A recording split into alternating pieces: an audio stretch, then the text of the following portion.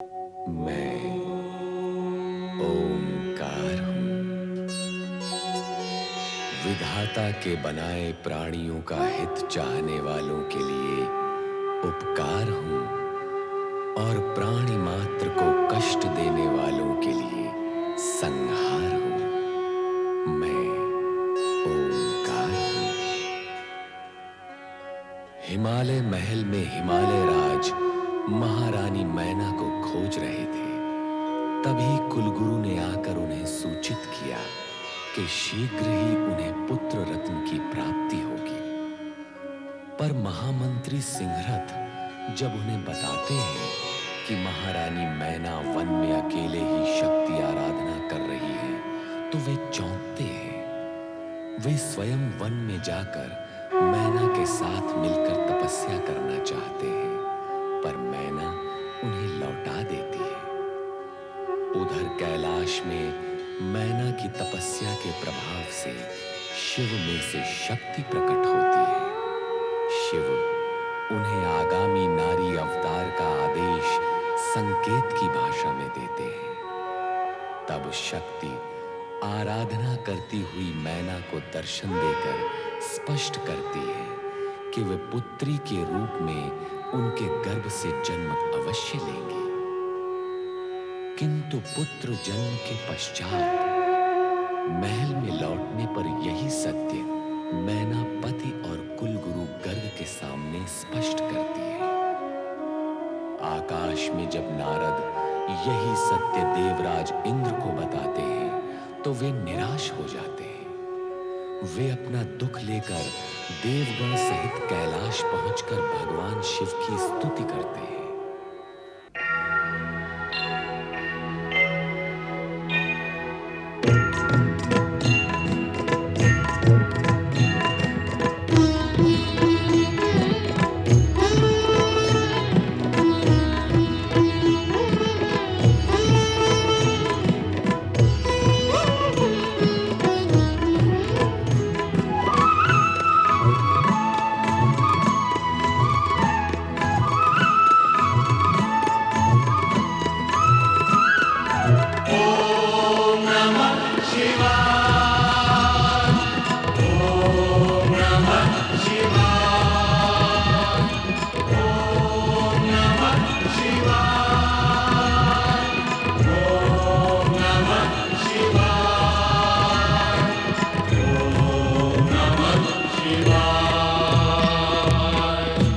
जल थल में हर एक पल में दसों दिशा में भोर निशा में।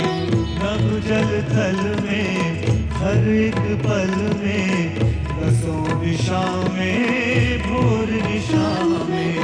जन्म मरण में जड़ चेतन में तुम ही तुम हो समाए।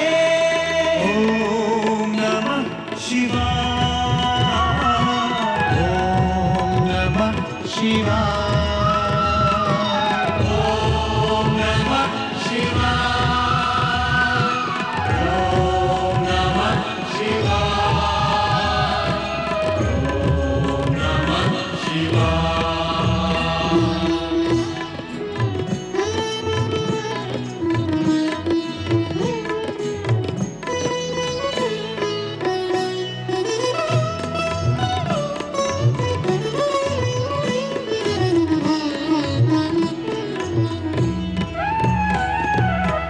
आदि अनंता तुम भयहंता कैलाशवासी हो अविनाशी। आदि अनंता तुम भयहंता कैलाशवासी हो अविनाशी। हो सुख करता तुम दुख हरता हर संकट के उपाय। ओम नमः शिवाय, ओम नमः शिवाय, ओम नमः शिवाय, ओम नमः शिवाय, ओम नमः शिवाय।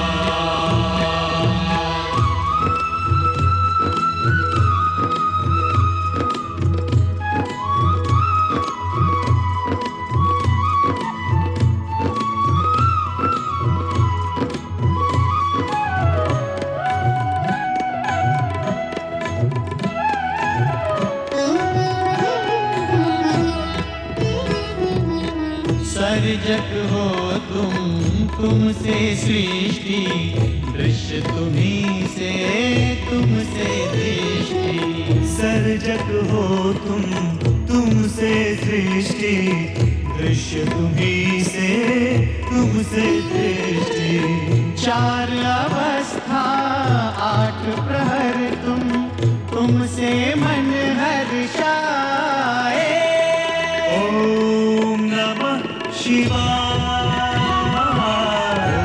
ओम नमः शिवाय।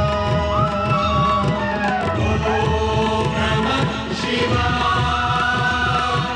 ओम नमः शिवाय। ओम नमः शिवाय।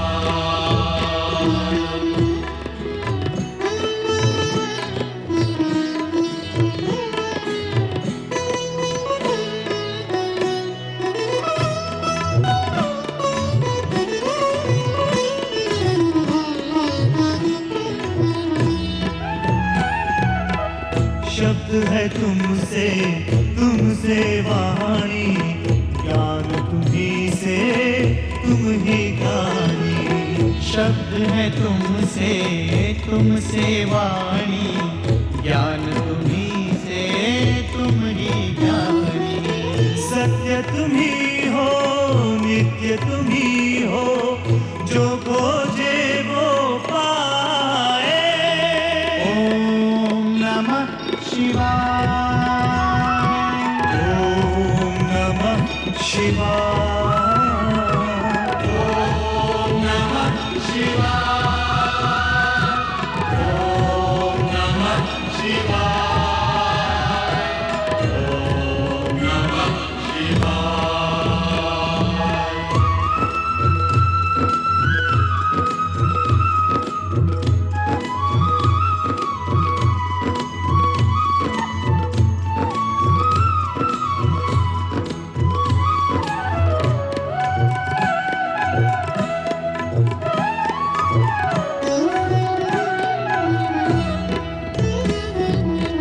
हे त्रिपुरारी हे नंदीश्वर, विश्व तुम्ही से तुम विश्वेश्वर।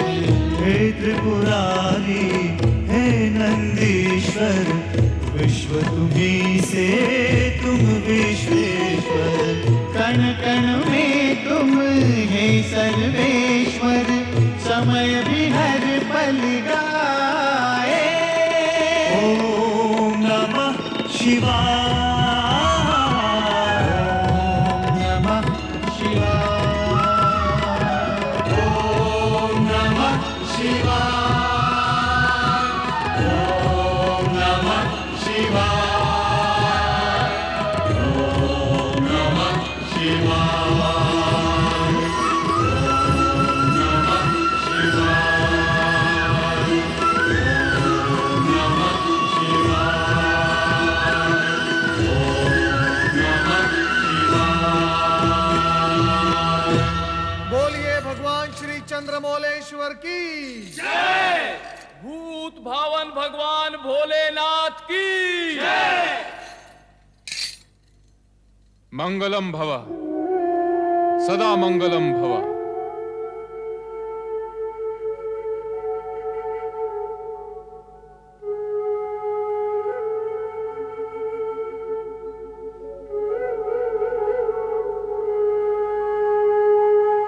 देवराज, तुम्हारे मन का विषाद चेहरे पर उभर आया है। इस दुख और विषाद का कारण? देवेश्वर, मंगलमय होने के आशीर्वाद के पश्चात इन दुखों का कोई कारण तो नहीं होना चाहिए, किंतु क्या करें? तारकासुर के अत्याचारों की पीड़ा और कष्टों की अग्नि परीक्षा हमारा पीछा नहीं छोड़ रही है। देवेश्वर, आपका आशीर्वाद फलित हो तो पीछा छूटे हमारा इन कष्टों से। नारायण नारायण। हे त्रिकालदर्शी, आप देवराज को यह बताएं कि आपका आशीर्वाद कब फलेगा। देवराज, अभिशाप और दुर्भावनाएं अवश्य शीघ्र फलित होते हैं, किंतु वरदान और मंगल कामनाएं फलित होने में समय लेते हैं। ऐसा क्यों होता है देवाधिदेव? इस कारण कि वरदान पुण्यों का फल होता है और शाप कुकर्मों का। सत्य ये भी है कि प्राणी पुण्य के कर्म कम और विलंब से करता है, किंतु दुष्कर्म करने में विलंब नहीं करता और दीर्घ काल तक करता रहता है। हाँ भोलेश्वर, प्राणी को दुष्कर्म करते समय बड़ा सुख मिलता है। ऐसा करते समय वो ये सोचता ही नहीं कि दुष्कर्मों का परिणाम अर्थात हमें मिलने वाले आशीर्वाद हमारे दुष्कर्मों के कारण फलित नहीं हो रहे हैं प्रभु। भोलेनाथ का तात्पर्य यही है देवराज। किंतु हमने कौन से ऐसे कर्म किए हैं प्रभु जिनके कारण हमें ये कष्ट भोगने पड़ रहे हैं? वातावरण में ताप अधिक हो तो ये निश्चित है कि ग्रीष्म काल के प्रभाव से ऐसा हो रहा है। अधिक शीत के कारण यदि तन में कंप होता है तो ये प्रश्न करने की आवश्यकता नहीं कि क्या ये शीतकाल है। परिणाम के मूल में कारण अवश्य छिपा होता है। आप केवल इतना बताइए भगवान कि कारण का प्रभाव और परिणाम की अवधि कब समाप्त होगी? तारकासुर के अत्याचारों का अंत कब होगा? सदाशिव कब होगा? वो तो तारकासुर का अंत होने पर ही संभव होगा देवराज, है न भोलेनाथ? पर उसका अंत कब होगा? ब्रह्मा जी के वरदान का प्रभाव समाप्त होने पर। अब यह प्रश्न करने की आवश्यकता नहीं कि उनके वरदान का प्रभाव समाप्त कब होगा।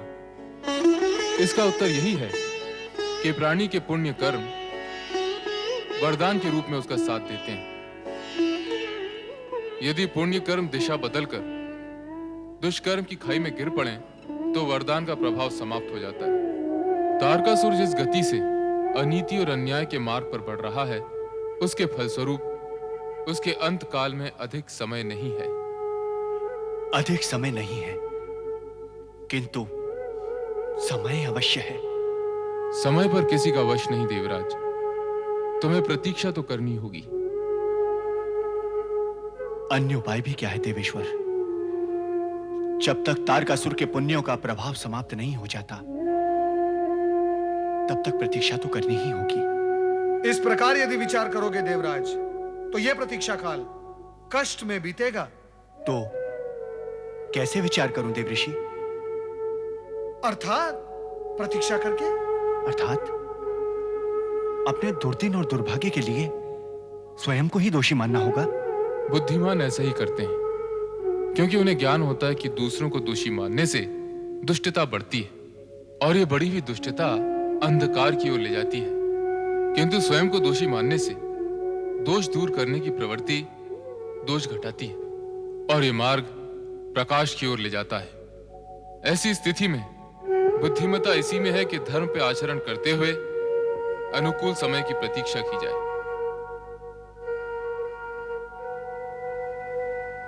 धन्य है प्रभु, धन्य है आप और आपकी लीला धन्य है। देवऋषि, देवराज, सफलता का श्रेष्ठ मार्ग है सत्कर्म।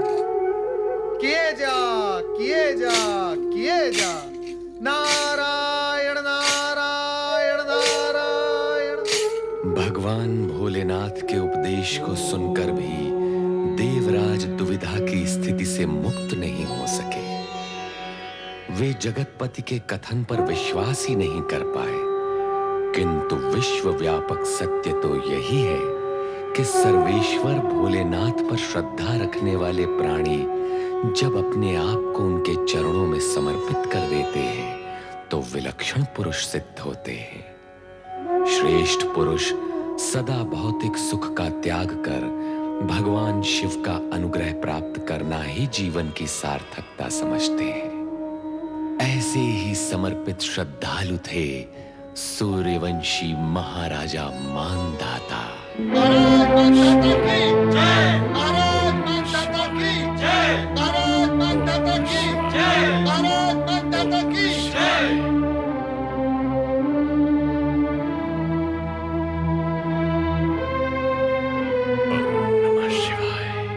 प्रणाम पिताश्री। प्रणाम पिताश्री। कल्याण हो। आश्चर्य पिताश्री, आज आपको शिव पूजा में इतना अधिक विलंब हो गया कि आपने अभी तक राशि परिधान भी धारण नहीं किया। राजकुमार अम्बरीश, युवराज मुचकुंद, आज अनायासी शिव पूजन के उपरांत हमारे हृदय में वैराग्य भाव उत्पन्न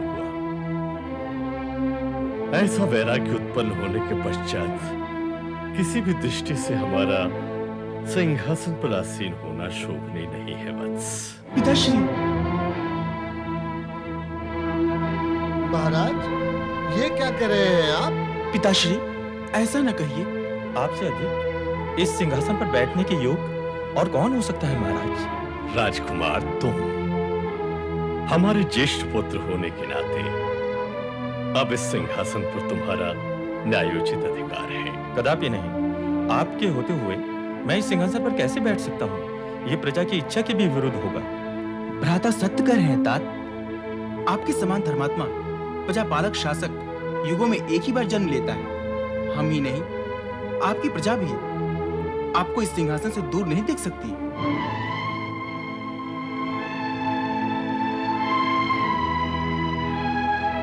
आप विराजिए पिताश्री। इस प्रकार संकोच ग्रस्त रहकर आप हम सबके मन में भय उत्पन्न कर रहे हैं। भय कैसा वत्स? परंतु सत्य यह है कि हमारा इस राज्य सिंहासन से अब मोह भंग हो चुका है। इसी मोह के कारण हम आज तक भगवान शिव के दर्शन से वंचित रहे। परंतु अब हृदय ने निर्णय ले लिया है वत्स। भगवान शिव के दर्शन हेतु हम नर्मदा तीर्थ पर रहकर घोर तपस्या करेंगे। महाराज, अपने निर्णय को बदल दीजिए। आपकी अनुपस्थिति में हम ही नहीं, सारी प्रजा अनाथ हो जाएगी। आप सत्य कह रहे हैं महामंत्री जी।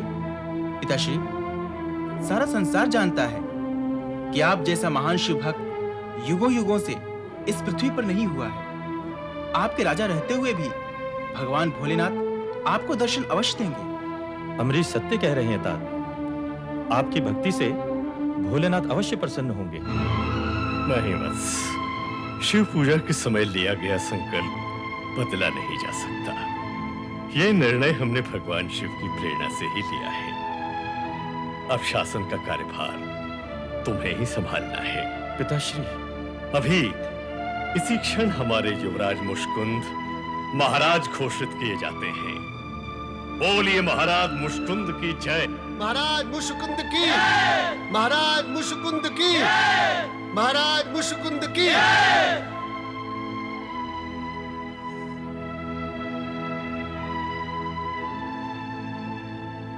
सभासदों, अपने शासन काल में यदि आप लोगों में से किसी के प्रति कोई त्रुटि हुई हो, यदि कभी किसी भी प्रजाजन के प्रति हमसे कोई अन्याय हुआ हो, तो हम आप सबसे क्षमा चाहते हैं। पुत्रों, शिव भक्ति की ज्योति को सदैव प्रज्वलित रखना। भगवान शिव कल्याण करे। ओम नमः शिवाय। ओम नमः शिवाय। महान शिव भक्त, अमर कीर्ति के धारक महाराज मानधाता की जय। महाराज मानधाता की, महाराज मानधाता